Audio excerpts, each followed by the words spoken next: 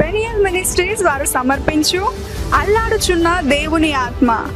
దేవుని పరిశుద్ధ నామానికి స్తుతి కలుగును గాక. ప్రియమైనటువంటి సహోదరి సహోదరులారా, మీ అందరికీ ప్రభు అయినటువంటి యేసుక్రీస్తు ప్రశస్తమైన నామంలో నేను మీకు శుభాలు వందనాలు తెలియజేస్తూ ఉన్నా. చాలా సంతోషం, మీరందరూ కూడా బాగున్నారు కదా.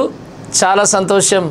దేవుని మహాకృపను బట్టి, మీరందరూ మా కొరకు చేస్తున్న ప్రార్థనను బట్టి మేము కూడా చాలా బాగున్నాం.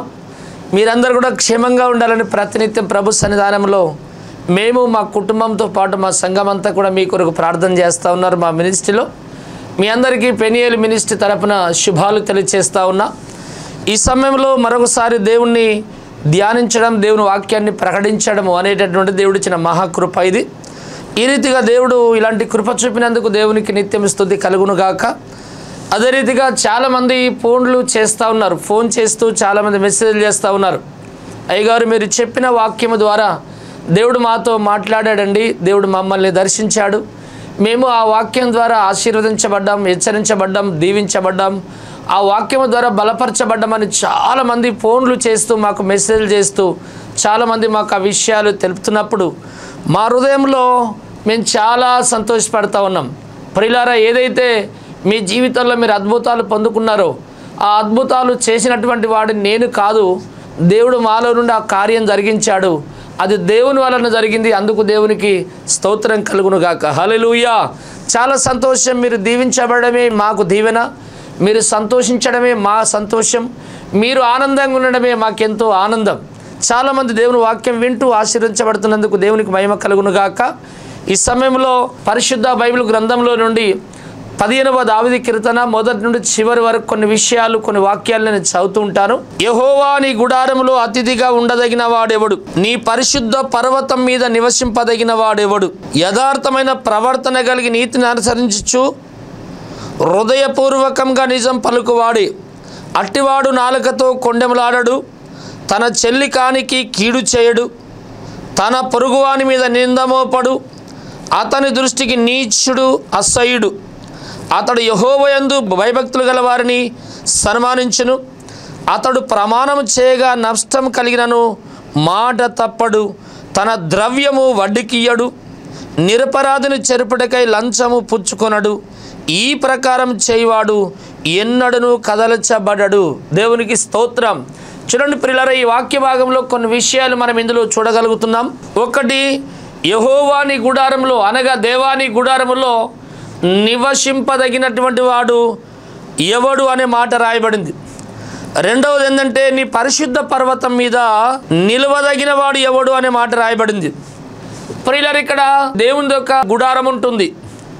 రెండవది, దేవునికి యొక్క పరిశుద్ధ పర్వతం ఉంటుంది. ప్రియులారా, ఈ గుడారం అంటే ఏమిటి? ఈ పరిశుద్ధ పర్వతం అంటే ఏమిటి? చాలామంది కొన్ని రకాలైన పర్వతాల దగ్గరికి వెళ్తూ ఉంటారు. అది ఎత్తైన పర్వతం అంటారు. కొంతమంది ఆ పర్వతం చాలా మంచి పర్వతాలు అంటారు. ఈ లోకరీతిగా చూస్తే కొన్ని రకాలైన పర్వతాలు ఉన్నాయి. బైబిల్లో కూడా మొరియా పర్వతం ఉంది. అదే కాకుండా అరరాతు కొండ అనే పర్వతం ఉంది, సీనాయి పర్వతం ఉంది. బైబిల్లో ఇలా చెప్పుకుంటూ వెళ్తుంటే ఎన్నో రకాలైన పర్వతాలు బైబిల్లో ఉన్నాయి. లోకరీతిగా కూడా చాలా ఎవరెస్ట్ శిఖరం అనే పర్వతం ఉంది. ఇంకా రకరకాలైన పర్వతాలు లోకరీతిగా కూడా ఉన్నాయి. అదే రీతిగా బైబిల్లో ఇక్కడ యెహోవాని గుడారంలో నివసింపదగిన వాడెవడు? నీ పరిశుద్ధ పర్వతం మీద నిలవదగిన వాడు ఎవడు అనే మాట రాయబడింది. ప్రియులారా, దేవునికి ఒక గుడారం ఉంటుంది. అదే కాకుండా దేవుని సన్నిధానంలో దేవుడికి ఒక పర్వతం అనేది ఉంటుంది. ఈ గుడారం అనే మాటకు అర్థం ఏమిటి? ఈ పరిశుద్ధ పర్వతము అనే మాటకు అర్థం ఏమిటి? కొన్ని విషయాలు మనం తెలుసుకుందాం. ఇందులో రెండు విషయాలు మనకి ఇక్కడ కనబడుతూ ఉన్నాయి. ఒకటి గుడారం అనే మాట, రెండవది ఏంటంటే పర్వతము అనే మాట. ఈ గుడారము అనేటటువంటి మాటకు అర్థమైందంటే దీన్ని పరలోక రాజ్యము అనుకోవచ్చు.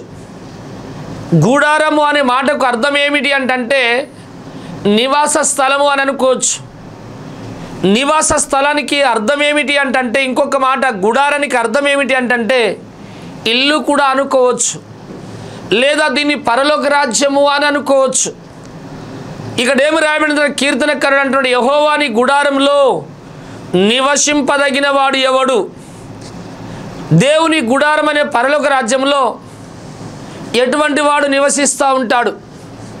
ఈనాడు పరలోకంలో నేను నివసిస్తా, నేను పరలోకం వెళుతాను ఒక సంఘం అంటుంది, నేను పరలోకం వెళ్తానని చెప్పేసి ఒక డినామినేషన్ వాళ్ళు అంటున్నారు, నేను పరలోక రాజ్యానికి వెళుతానని చెప్పేసి ఒక ప్రవక్త చెప్తా ఉన్నాడు, నేను పరలోక రాజ్యం వెళ్తానని చెప్పేసి ఇంకొక ప్రవక్తలు చెప్పుకుంటున్నారు. కానీ ప్రియ సహోదరులారా, దేవుని యొక్క గుడారమైనటువంటి పరలోక రాజ్యానికి ఎటువంటి వారు ఆ గుడారంలో చేరుతూ ఉంటారు?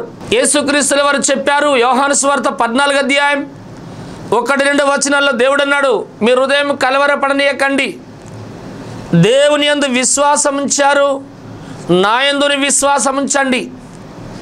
నేను ఇంకా తండ్రి దగ్గరికి వెళ్ళలేను అనగా, నేను వెళుతున్న పరలోక రాజ్యానికి, నేను ఉండు స్థలంలో మీరుండులాగున మీ కొరకు నివాస స్థలాలు సిద్ధపరుస్తా. దేవుడికి ఒక నివాస స్థలమైన గుడారం ఉంటుంది, అది పరలోక రాజ్యం. ప్రియులారా, ఈ లోకంలో ఉన్న ప్రతి ఒక్కరు, నమ్మిన ప్రతి ఒక్కరికి నివాస స్థలమైన గుడారం దేవుడు నిర్మిస్తున్నాడు, అది కూడా పరలోక రాజ్యమే. ప్రియులారా, పరలోక రాజ్యమైన గుడారంలో ఎటువంటి వారు నిలుస్తూ ఉంటారు? యెహోవా నీ గుడారంలో అతిథిగా ఉండదగిన వాడెవడు? ఎటువంటి వారు ఆ గుడారంలో ఉంటారు? చూడండి ప్రియులారా, ఎటువంటి వారు ఆ గుడారంలో ఉంటారు? రెండవది ఏంటంటే, నీ పరిశుద్ధ పర్వతం మీద నిలవదగిన వాడెవడు? ఒకటి గుడారం ఉన్నది, రెండవది పరిశుద్ధ పర్వతం ఉన్నది. గుడారం అనగా పరలోక రాజ్యం, పరిశుద్ధ పర్వతం అంటే ఆయన సన్నిధి, ఆయన పరిశుద్ధుడు, ఆయన సన్నిధానంలో దూతలు నివసిస్తూ ఉన్నాయి, ఆయన సన్నిధానంలో కెరూబులు నివసిస్తూ ఉన్నారు, ఆయన సన్నిధానంలో శరాపులు నివసిస్తూ ఉన్నారు, స్తుతిస్తూ ఉన్నారు. ఆయన సన్నిధిలో 4 జీవులు నివసిస్తూ ఉన్నాయి. ఆయన సన్నిధిలో పరలోకంలో ఆ యొక్క 24 పెద్దలు నివసిస్తూ ఉన్నారు. ఆయన సన్నిధిలో ప్రధాన దూతలు, పరిశుద్ధ దూతలు, మహాదూతలు ఉన్నాయి. ఆయన సన్నిధానంలో కోటాను కోట్ల దేవదూతలు నివసిస్తూ ఉన్నారు. ప్రియులారా, ఆయన పరిశుద్ధ పర్వతం మీద నిలవదగిన వాడు ఎవడు? ప్రియులారా, ఆయన గుడారం అంటే పరలోక రాజ్యం, పరిశుద్ధ పర్వతం అంటే ఆయన సన్నిధి. ప్రియులారా, ఆయన పరిశుద్ధ సన్నిధిలో నిలువదగిన వాడు ఎవడు? ఆయన గుడారములు అతిథిగా ఉండదగిన వాడెవడు? ఈ విషయాన్ని మనం కొద్ది నిమిషాలు దేవుని మాటలు మనం విందాం. ప్రియులారా, ఆయన గుడారములు అతిథిగా ఉండదగిన వాడెవడు అంటే ఎటువంటి లక్షణాలు కలిగి ఉంటే ఆయన గుడారములు నివసిస్తూ ఉంటారు? రెండవది ఏంటంటే, ఆయన పరిశుద్ధ పర్వతం మీద ఎటువంటి వాడు ఉంటాడు? ఇక్కడ యెహోవా నీ గుడారములు అతిథిగా ఉండదగిన వాడు ఎటువంటి వాడు? ఆయన సన్నిధిలో, ఆయన రాజ్యంలో ఉంటారు. అదే కాకుండా ఎటువంటి వారు ఆయన సన్నిధానంలో నివసిస్తూ ఉంటారు? ఎందుకంటే దేవుని రాజ్యం ఈ లోక సంబంధమైన రాజ్యం కాదు. దేవుడు అంటాడు, యూదా నీ రాజ్యం వేరు, నా రాజ్యం వేరు అన్నాడు. నా రాజ్యం ఈ లోక సంబంధమైంది కాదు అన్నాడు దేవుడు, అది పర సంబంధమైంది నా రాజ్యం అని చెప్పాడు. ఆయన పరలోక రాజ్యంలో ఎటువంటి వాడు నిలిచి ఉంటాడు? ఆయన పరిశుద్ధ పర్వతం మీద ఎటువంటి వాడు నివసిస్తూ ఉంటాడు? లేదా ఆయన సన్నిధానంలో ఎటువంటి వాడు నివసిస్తూ ఉంటాడు? ఈనాడు చాలామంది యేసు ప్రభువును అంగీకరించిన వెంటనే పరలోక రాజ్యం వెళ్తాం, మాకు డోకా లేదు, మేము వెళుతామని అనుకుంటారు. కానీ ప్రియా సహోదరుడా, సహోదరి, పరలోక రాజ్యం అనేటటువంటిది ఆశామాషి కాదు. చాలామంది అనుకుంటారు ఆయన సన్నిధానంలో మేము ఎప్పుడు నివసిస్తూ ఉంటాం అని చాలామంది అంటూ ఉంటారు. ప్రియారా, ఆయన సన్నిధి వట్టిది కాదు. అన్యాయం, అక్రమం, అవినీతి, దోపిడిగొండుతనం, లంచగొండుతనం చేసేవారు ఆయన సన్నిధిలో నిలవలేరు. ప్రియారా, ఆయన సన్నిధిలో అతిథిగా ఉండదగిన వాడేవాడు? ఆయన గుడారంలో అతిథిగా ఉండదగిన వాడేవాడు? రెండవది ఏంటంటే, ఆయన పరిశుద్ధ సన్నిధిలో ఎటువంటి వాడు నివసిస్తూ ఉంటాడు? ఇక్కడ బైబిల్ గ్రంథంలో అదే 15 దావీదు కీర్తన 2వ వచనం, యథార్థమైన ప్రవర్తన కలిగి అనే మాట రాయబడింది. ఆయన గుడారంలో మనం నివసించాలంటే, ఆయన పరిశుద్ధ పర్వతం మీద మనం ఉండాలంటే, ఆయన పరిశుద్ధ సన్నిధిలో మనం నిలవాలంటే ఎటువంటి లక్షణాలు కలిగి ఉంటే మనము నివసిస్తాం అంటే ఒకటి యథార్థమైన ప్రవర్తన. ప్రియులారా, యథార్థమైనటువంటి ప్రవర్తన మనిషి జీవితంలో ఉండాలి. ఈ యథార్థమైన ప్రవర్తన మనం లేకుండా దేవుని సన్నిధిలో ఉండాలంటే మనం ఉండలేం. ఈ యథార్థమైన ప్రవర్తన కలిగి ఉండకుండా దేవుని యొక్క గుడారంలో మనం నిలవాలంటే నిలవలేం. ప్రియులారా, ఆయన గుడారంలో మనం నిలిచి ఉండాలంటే, ఆయన గుడారంలో మనం అతిథిగా ఉండాలంటే ఒక్కటి చేయవలసినటువంటి పని ఏమిటంటే తెలుసా? యథార్థమైన ప్రవర్తన కలిగి జీవించాల. ఈనాడు చాలామంది యథార్థమైన ప్రవర్తన చాలామందికి లేదు. చాలామంది పైన ఒకటి లోపల మరొకటి ఉంటుంది. ఇలాంటి యథార్థత లేనటువంటి వాళ్ళు ఆయన పర్వతం మీదకి ఎప్పుడు ఎక్కరు. ఆయన పరిశుద్ధ సన్నిధి అనే స్థలాల్లో ఎప్పుడు నివసించడానికి అవకాశం ఉండదు. అదే కాకుండా ఆయన గుడారంలో ఎవరు కూడా ఎప్పుడు కూడా నివసించారు. ఆయన గుడారంలో నిలవాలి అంటే, ఆయన పరిశుద్ధ సన్నిధిలో నివసించాలి అంటే ఒక్కటి యథార్థమైన ప్రవర్తన కలిగి జీవించాల. బైబిల్ గ్రంథంలో దేవుని యొక్క వాక్యం చెప్తా ఉంది. 84వ దావీదు కీర్తన 11వ వచనంలో ఏమి రాయబడి ఉందంటే, యథార్థవంతులకు దేవుడు ఏ మేలు చెయ్యక మానడు అనే మాట రాయబడింది. యథార్థవంతులైన ముఖ దర్శనం చేస్తూ ఉంటారు. యథార్థవంతుల కానీ ఏ మేలు చేయక మానడు. ప్రియ సహోదరులారా, యథార్థమైన ప్రవర్తన కలిగి జీవించేవారు ఆయన సన్నిధిలో, ఆయన గుడారంలో నివసిస్తూ ఉంటారు, నిలిచి ఉంటారు. రెండవది ఏంటంటే, అక్కడ ఆయన పరిశుద్ధ పర్వతమైనటువంటి పరిశుద్ధ సన్నిధిలో నిలిచి ఉండాలంటే ఒకటి యథార్థమైన ప్రవర్తన కలిగి జీవించాలి. రెండవది ఏంటంటే, నీతిని అనుసరించి బ్రతకాలి. నీతి లేకపోతే మన జీవితాల్లో మనం పనికిరాం దేవుని సన్నిధానంలో. బైబిల్ గ్రంథంలో అబ్రహాము యెహోవాను నమ్మిండట. ఆదికాండం 10:6 వచనం, అది దేవుని దృష్టికి నీతిగా ఎంచబడిందని రాయబడింది. బైబిల్ సెలవిస్తుంది, నీతిమంతులు 7 మార్లు పడిపోయినా తిరిగి లేస్తారట. బైబిల్ సెలవిస్తుంది, నీతిమంతుల సంతానం విడువబడదట, భిక్షమెత్తుకునబడదట.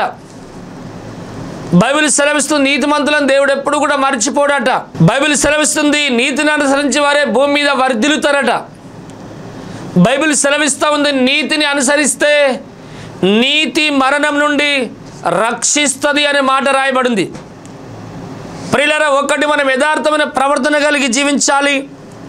రెండవది ఏంటంటే, నీతిని అనుసరించి నడవాల. మూడవది ఏంటంటే, ఇక్కడ బైబిల్ గ్రంథంలో దేవుని యొక్క వాక్యంలో హృదయపూర్వకంగా నిజము పలకాల. ఏ మాట మాట్లాడినా నిజం ఉండాల నీలో.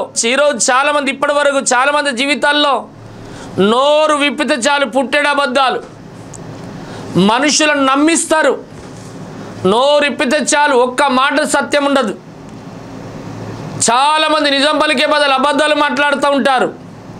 దేవుని యొక్క వాక్యం చెప్తా ఉంది, అబద్ధములు మాట్లాడేవారు పెదవులట యెహోవాకు ఏయములట. అబద్ధములు ఆడేవారి యొక్క నాలుక పెరికివేయబడుతుందట. అబద్ధికులట నిండు నరకాగ్నిగుండంలోనికి త్రోచివేయబడతారని ప్రకటన గ్రంథం సెలవిస్తూ ఉంది. అబద్ధములు ఆడుతారు చాలామంది, నిజం పలికారు. ఏ మాట మాట్లాడినా 1% వాళ్ళు సత్యం కనబడదు. కానీ మాట్లాడే మాటలు నమ్మిచ్చేస్తారు మొత్తం టోటల్గా. అయితే కావచ్చు, నిజమేండి, నిజమే, అవు నిజమే అది మరి అని చెప్పి నమ్మిస్తూ ఉంటారు. ప్రియులారా, ఆయన గుడారంలో మనం నివసించాలంటే, నిలవాలంటే, ఆయన పరిశుద్ధ పర్వతమైన పరిశుద్ధ సన్నిధిలో మనం నిలిచి ఉండాలంటే ఒకటి హృదయపూర్వకంగా మన జీవితాలు యథార్థమైన ప్రవర్తన కలిగి జీవించాలి. రెండవది ఏంటంటే, ఇక్కడ బైబిల్ గ్రంథంలో ఆ నీతిని అనుసరించి బ్రతకాలి. మూడవది ఏంటంటే, నిజము పలకాలి. ఇక్కడ బైబిల్ చెప్తా ఉంది, హృదయపూర్వకంగా నిజము పలుకువాడే. ఈ 3 లక్షణాలు కలిగినటువంటి వాడు ప్రియులారా వారి జీవితాల్లో ఏమేమి లక్షణాలు వాళ్ళు ఉంటాయో తెలుసా? ఒక్కటి ఇక్కడ కింది మాటలో, అట్టివాడు నాలుకతో కొండెములు ఎప్పుడు కూడా ఆడడు. ఎటువంటి వాడు? యథార్థమైన ప్రవర్తన కలిగిన వాడు నాలుకతో కొండెములు ఆడాడు. ఎటువంటి వాడు? హృదయపూర్వకంగా నిజం పలుకువాడు నాలుకతో కొండెములు ఆడాడు. ఎటువంటి వాడు? ఇక్కడ బైబిల్ సెలవిస్తూ ఉంది, నీతిని అనుసరించేవాడు ఎప్పుడు కొండెములు ఆడడు. ఒకటి యథార్థమైన ప్రవర్తన, రెండవది నీతిని అనుసరించుట, మూడవది హృదయపూర్వకంగా నిజము పలుకుట. ఈ మూడు పద్ధతులు పాటించినటువంటి వాడట నాలుకతో కొండెములు ఆడాడట. దేవునికి స్తోత్రం, హల్లెలూయా. చాలామంది కొండేలు చెప్తూ ఉంటారు, కొండేలు చెప్తూ ఉంటారు, అది మంచిది కాదు నీ జీవితాల్లో. ప్రియులారా, అది మంచిది నీకు కాదు. అట్టివాడు తన నాలుకతో కొండెములు ఆడడు, తన చెల్లికానికి ఎప్పుడు కూడా కీడు చెయ్యడు. హల్లెలూయా. ప్రియులారా, చాలామంది కీడు చేస్తూ ఉంటారు. ఈ మూడు లక్షణాలు కలిగినటువంటి వాడు ఎప్పుడు కూడా కొండెములు ఆడాడట. అదే కాకుండా తన చెల్లికానికి కీడు చెయ్యడు అనే మాట రాయబడింది. మూడోది ఏంటంటే తన పొరుగువాని మీద నిందమోపడు అని రాయబడింది. తన పొరుగువాని మీద నిందమోపడు. అదే కాకుండా నాలుగవది, అతని దృష్టికి నీచుడు అసహ్యుడైనప్పటికీ కూడా యెహోవా యందు భయభక్తులు గల వారిని సన్మానిస్తాడట. అదే కాకుండా ఐదవది, అతడు ప్రమాణం చేయగా నష్టం కలిగిన మాట తప్పడట. ఆరోది, తన ద్రవ్యమును వడ్డీకియ్యడట. హల్లెలూయా. అయితే ఏడవది ఏంటంటే నిరపరాధిని చెరుపుడకై లంచము పుచ్చుకున్నాడట. ఈ 7 పనులు ఆయన చేయడట. ఎటువంటి వారు? నిజంగా యథార్థమైన ప్రవర్తన కలిగి, రెండవది నీతిని అనుసరించి, మూడవది హృదయపూర్వకంగా నిజం పలికేటటువంటి ఈ 3 మంచి లక్షణాలు కలిగినటువంటి వాడు ఈ 7 కార్యాలు వారిలో ఉన్నాయి. ఒకటి, ఇక్కడ ఏమిటంటే అట్టివాడు తన నాలుకతో కొండెములు ఎప్పుడు కూడా ఆడడు. ఈరోజు కొండెములు ఆడుతున్నావంటే, ఈ ఇంటి శుద్ధులన్నీ ఇంకోళ్ళ ఇంటికి చెప్తున్నావంటే, ఆ ఇంటి కథలను తీసుకొచ్చి ఇంటింటి తిరిగి చెప్తున్నావంటే, నీ జీవితాల్లో యథార్థమైన ప్రవర్తన నీకు లేదు. నువ్వు నీతిని అనుసరించి జీవిస్తలేవు. అదే కాకుండా నీ జీవితాల్లో ఆ యొక్క హృదయపూర్వకంగా నిజం పలికే జీవితం నీకు లేదు. ఈ 3 లక్షణాలు కలిగి లేవు కాబట్టి ఇంటింటికి తిరగకుండా ఈ ఇంటి విషయాలన్నీ ఆ ఇంటికి చెప్తున్నావు, ఆ ఇంటి విషయాలన్నీ ఇంటికి చెప్తున్నావు. విన్న వాటిని కొసరు వేసి లేని వాటిని కలిపి ఇంకా ఎక్కువగా చేస్తున్నావు అక్కడ జగడం. దేవునికి స్తోత్రం, హల్లెలూయా. ప్రియులారా, జీవితాల్లో ఒకటి కొండెములు ఆడేటట్టు ఈ 3 లక్షణాలు కలిగిన వాడు. రెండవది ఏంటంటే తన చెల్లికానికి కీడు అయ్యాడట. మూడవది తన పొరుగువాని మీద నిందమోపడట. నాలుగవది అతని దృష్టికి నీచుడు అసహ్యుడైనప్పటికీ కూడా యెహోవా యందు భయభక్తులు గల వారిని సన్మానిస్తాడట. ఐదవది ఏంటంటే అతడు ప్రమాణం చేయగా నష్టం కలిగిన మాట తప్పడట. అదే కాకుండా ఆరో తన ద్రవ్యం అడ్డికేడట. ఏడవది ఏంటంటే నిరపరాధిని చెరుపులకై లంచం ఎప్పుడు కూడా పుచ్చుకొనడు. హల్లెలూయా. నా ప్రియ సహోదరి సహోదరుడా, ఈరోజు వరకు నీ జీవితాల్లో నువ్వు లంచం పుచ్చుకుంటున్నావు, నిరపరాధిని చెరుపులకి లంచం పుచ్చుకుంటున్నావు అంటే నీలో యథార్థమైన ప్రవర్తన లేదు, నీతిని అనుసరిస్తలేవు. నీ జీవితాల్లో నిజం పలికే జీవితం నీకు లేదు. ఇప్పటి వరకు నీ ద్రవ్యాన్ని నేను వడ్డీకిస్తున్నావంటే, వడ్డీల మీద వడ్డీలు, వడ్డీల మీద వడ్డీలు, ఫైనాన్స్ వడ్డీలు చేస్తున్నావంటే, బ్యాచ్కి ఇస్తున్నావంటే నీ జీవితాల్లో ఈ ప్రవర్తన, ఇలాంటి పద్ధతులు నీలో లేవు. అదే కాకుండా ప్రమాణం చేసినప్పుడు మాట తప్పుతున్నావంటే నీ లక్షణం నీతో లేదు. అదే కాకుండా నీ జీవితాల్లో దేవుని యందు భయభక్తులు గల వారి విషయాలు నువ్వు రెస్పెక్ట్ చూపిస్తలేవంటే, వాళ్ళ విషయమే నువ్వు రెస్పెక్ట్ లేకుండా మాట్లాడుతున్నావంటే ఈ 3 లక్షణాలు నీలో లేవు. అదే కాకుండా నీ జీవితంలో దేవుని యొక్క వాక్యం సెలవిస్తుంది, నీ పొరుగువాని మీద నింద మోపుతున్నావంటే నీ జీవితాల్లో ఈ 3 లక్షణాలు నీతో లేవు. నీ నాలుకతో కొండెములు చెప్తున్నావంటే ఈ 3 లక్షణాలు నువ్వు లేవు. ప్రియా సహోదరులారా, దేవుని యొక్క వాక్యం సెలవిస్తుంది, యెహోవా నీ గుడారంలో నిలవదగిన వాడేవాడు, నీ పరిశుద్ధ పర్వతం మీద నివసింపదగిన వాడేవాడు. ఆయన గుడారంలో నువ్వు నిలిచి ఉండాలంటే, ఆయన పరిశుద్ధ పర్వతమైన పరిశుద్ధ సన్నిధిలో నువ్వు నిలిచి ఉండాలంటే ఈ 3 లక్షణాలు నువ్వు కలిగి ఉండాలి. ఒకటి యథార్థమైన ప్రవర్తన కలిగి జీవించాలి. రెండవది ఏంటంటే నీతిని అనుసరించి బతకాల. మూడవది ఏంటంటే హృదయపూర్వకంగా నేచురల్గా ఉండాలి. అనగా ఏది నీ జీవితాల్లో మచ్చ ముడత నీలో కనబడకూడదు. హృదయపూర్వకంగా నిజం పలకాల. ఈ 3 కార్యాలను చేసినప్పుడు ఈ 7 పద్ధతులు నీలో ఉంటాయి. కానీ కిందేమి రాయబడిందంటే ఈ ప్రకారం చేయవాడు ఎన్నడను కదలచబడడు. హల్లెలూయా.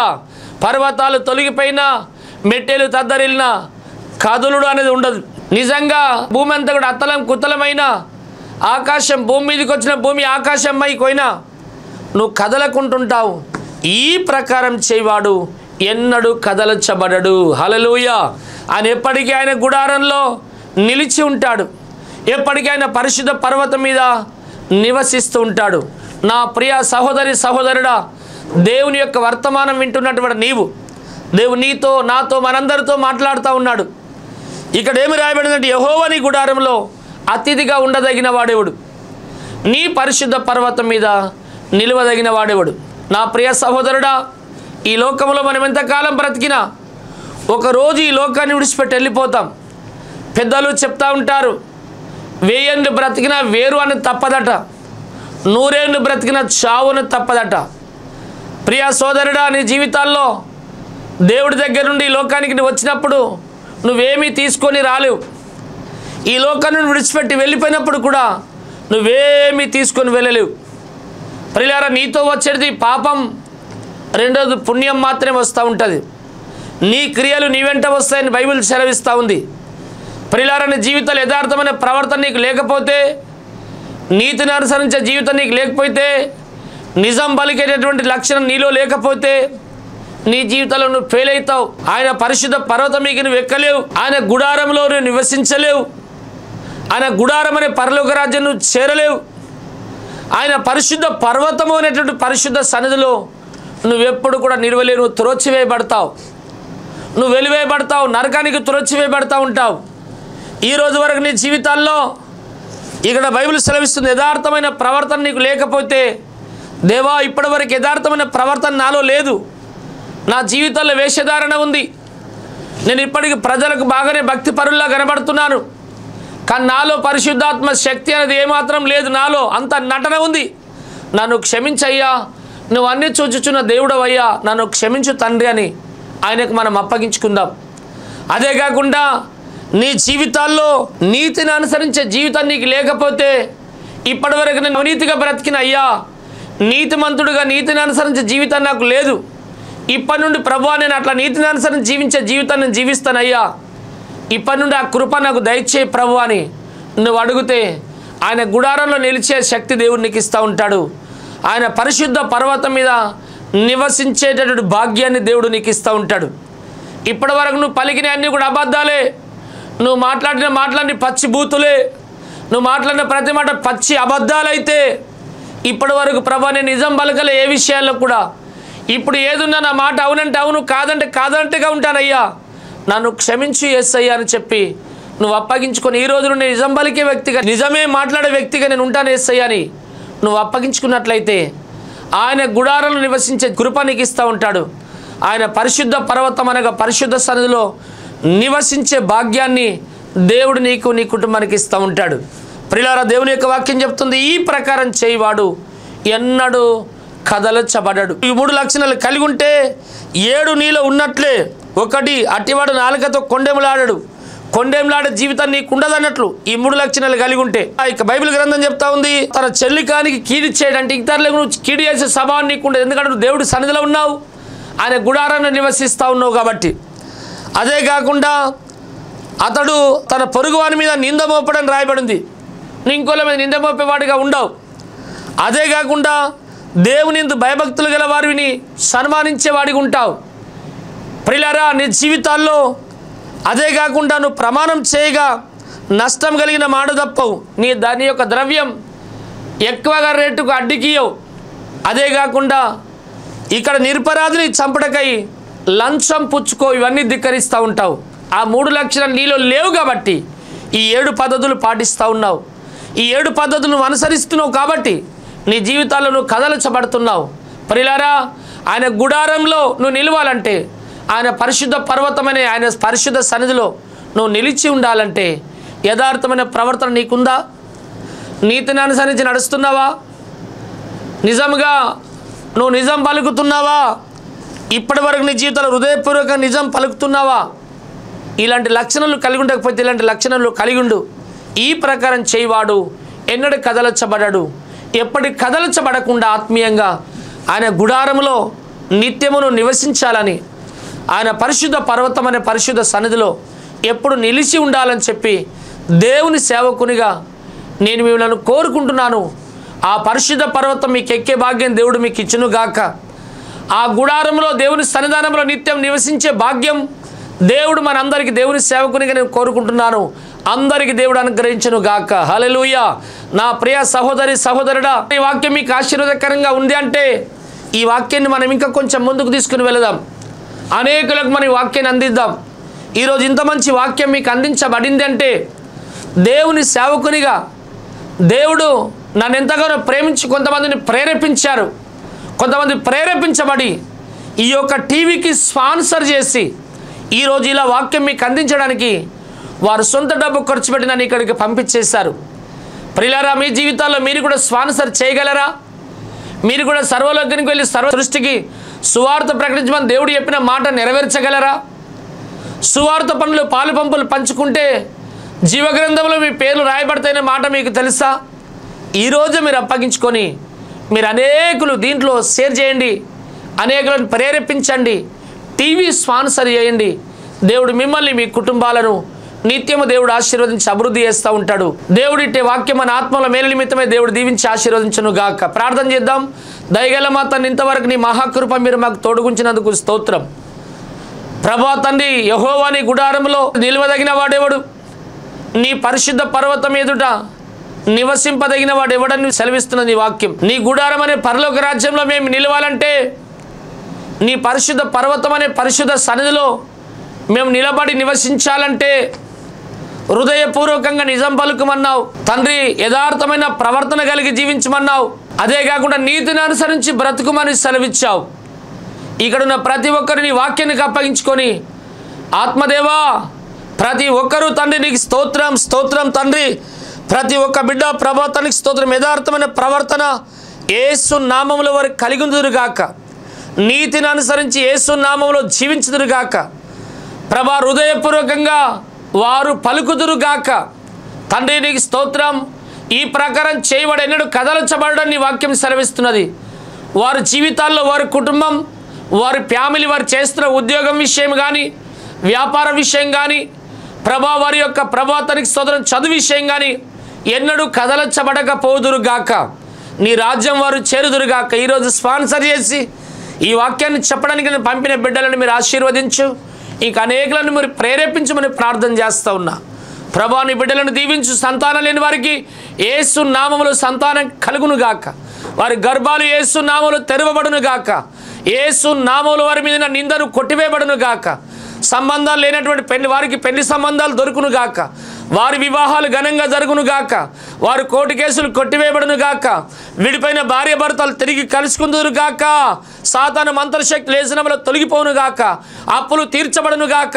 అనారోగ్యం తొలగిపోనుగాక. ఇండ్లు కట్టబడునుగాక. పేదరికం తొలగిపోనుగాక. నీ బలమైన ఆశీర్వాదాలు యేసు నామములో వారింటి మీదకి దిగచ్చునుగాక. నీవే కాపాడు, అద్భుతాలు చేసి కాపాడు మాయమే తెచ్చుకోండి. యేసు నామములో ప్రార్థిస్తున్నాము తండ్రి, ఆమేన్. ఆ చిరునామా పెనుయేలు ప్రార్థనా మందిరం, కరీంనగర్ రోడ్, మోర్తాడ్, నిజామాబాద్ జిల్లా, తెలంగాణ. మీరు సంప్రదించవలసిన మా ఫోన్ నంబర్లు 9849272545, 9908771146.